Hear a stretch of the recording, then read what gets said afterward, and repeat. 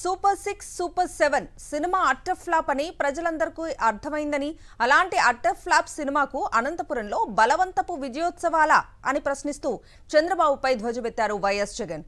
ఒకవైపు దారుణమైన పాలన సాగిస్తూ మరోవైపు మోసం చేస్తూ హామీలన్నీ ఎగ్గొడుతున్నారని మండిపడ్డారు. కల్లార్పకుండా జంకు బొంకు లేకుండా అబద్ధాలు చెప్పటంలో చంద్రబాబు అత్యంత నేర్పరి అంటూ వ్యంగ్యాస్త్రాలు విసిరారు. చంద్రబాబు మోసాలు అబద్ధాలు పొడిచిన వెన్నుపోట్లతో ప్రజల జీవితాలు తగలబడుతుంటే ఆయన మాత్రం నీరో చక్రవర్తి ఫిడేలు వాయిస్తున్నట్లుగా బలవంతపు సంబరాలు చేసుకుంటున్నారని ఏకిపారేశారు వైఎస్ జగన్. పట్టపగలు కల్లార్పకుండా మోసం చేయటంలో చంద్రబాబును మించిన వారే లేరన్నది జగమెరిగిన సత్యం.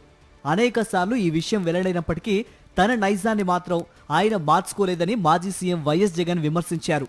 తాజాగా సూపర్ 6 హామీల విషయంలో కూడా తన బుద్ధిని మరోసారి చాటుకోవటమే దీనికి నిదర్శనమని ధ్వజమెత్తారు జగన్. గత ఎన్నికలకు ముందు ఇచ్చిన సూపర్ 6, సూపర్ 7 హామీల్లో 2-3 కూడా పూర్తిగా అమలు చేయటం చేతకాక చేతులెత్తేసిన చంద్రబాబు మిగతా హామీలను అస్సలు పట్టించుకోకుండా గాలికొదిలేశారని సాక్ష్యాలతో సహా మీడియా ముందు కడిగేశారు.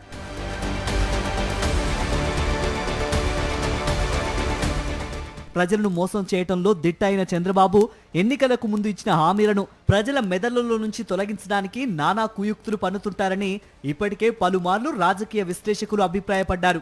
గతంలో అంటే 2014 ఎన్నికలకు ముందు ప్రకటించిన మేనిఫెస్టోను అధికారంలోకి వచ్చాక జనానికి కనబడనీయకుండా చేయాలని చూశారు బాబు. ఈ క్రమంలో ఇంటర్నెట్లో నుండి అప్పటి మేనిఫెస్టోను తొలగించారు. అప్పట్లో ఆ మోసం చర్చనీయాంశమైన సంగతి తెలిసిందే. ఇప్పుడు మళ్లీ ఆయన అదే పని చేస్తున్నారు. 2024 ఎన్నికల సమయంలో ఇచ్చిన హామీలను ప్రజల మెదళ్ల నుంచి తొలగించేందుకు తీవ్రంగా కుట్రలు చేస్తున్నారు. ఇందులో భాగంగానే అనంతపురం సభ నిర్వహించారు. ఇందుకోసం ఎల్లో మీడియాలో ఆయన వేయించిన ప్రకటనలే నిదర్శనమని వైఎస్ఆర్సీపీ అధినేత మాజీ సీఎం వైఎస్ జగన్ ధ్వజమెత్తారు. ఎన్నికలకు ముందు సూపర్ 6 పేరుతో ఇచ్చిన హామీల ప్రకటన, అనంతపురం సభ సందర్భంగా ఇచ్చిన ప్రకటనను బేరీజు వేస్తూ చంద్రబాబు బతుకు ఎలాంటిదో తేల్చి చెప్పారు వైఎస్ జగన్. కళ్ళ ఆర్పకుండా అబద్ధాలు ఆడగలిగిన నేర్పరి ఇంకొకరు ఎవరైనా ఉంటారా ప్రపంచంలో? చెప్పండి, మీరే చెప్పండి. దీంట్లో 50 ఏళ్ళకే పెన్షన్ ప్రస్తావన తీసేసినారు. ఆడబిడ్డ నిధి నెల 1500, సంవత్సరానికి 18,000 ఎగిరిపోయింది.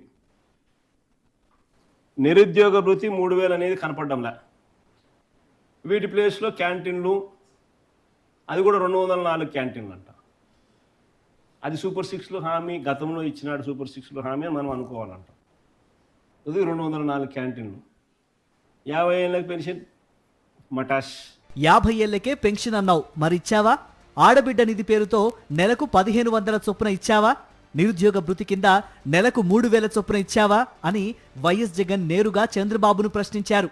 యువగలం కింద నెలకు 3,000 రూపాయలు, ఏడాదికి 36,000 రూపాయలు చొప్పున ఇస్తానని చెప్పినావు. నేరుడు సంవత్సరం 36,000, ఈ సంవత్సరం మరో 36,000, 72,000 రూపాయలు ప్రతి యువకునికి ఇచ్చావా చంద్రబాబు అని అడుగుతా ఉన్నా. ఇది మోసం కాదా అని అడుగుతా ఉన్నా చంద్రబాబు నాయుడు. ఇది నీ సూపర్ 6, సూపర్ 7లో హామీ కాదా అని అడుగుతా ఉన్నా. ఉచిత బస్సు విషయంలో గతంలో ఎక్కడి నుంచి ఎక్కడికైనా వెళ్ళొచ్చిన చంద్రబాబు ఇప్పుడు కొన్ని బస్సుల్లో మాత్రమే ప్రయాణించేలా పరిమితులు విధించారు. ఇది మోసం కాదా అని నిలదీశారు. సంవత్సరానికి 3 సిలిండర్లు అని హామీ ఇచ్చిన చంద్రబాబు గత ఏడాది కేవలం కొంతమందికి మాత్రమే, అది కూడా 1 సిలిండర్ మాత్రమే ఇచ్చారు.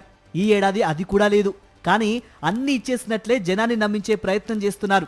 కేంద్రంతో సంబంధం లేకుండా 20,000 రూపాయల పెట్టుబడి సాయం ఇస్తామని రైతులకు హామీ ఇచ్చిన బాబు ఆ హామీని నిలబెట్టుకోలేదు.